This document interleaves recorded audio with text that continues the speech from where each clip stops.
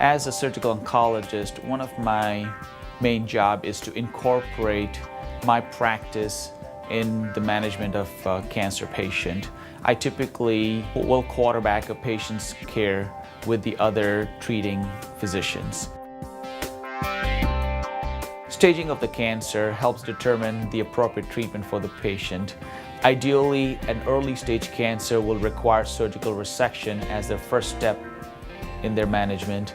If a patient has an advanced stage of cancer, typically we would give them chemotherapy or radiation therapy, and this also requires coordination with the medical oncologist and the radiation oncologist for the timing of these procedures. And after they receive the chemotherapy or radiation, I touch base with the medical oncologist and the radiation oncologist to see how the patient did with these procedures, and if he responded well, then I proceed with my surgical resection.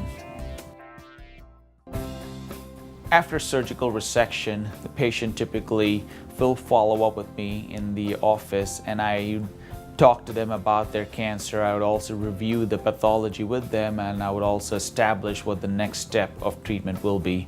And typically this will involve either chemotherapy or radiation therapy depending on the pathological staging. And I typically will follow the patient even after surgical resection, just so that I know the patient has been taken care of and that he has taken the appropriate next step for his care.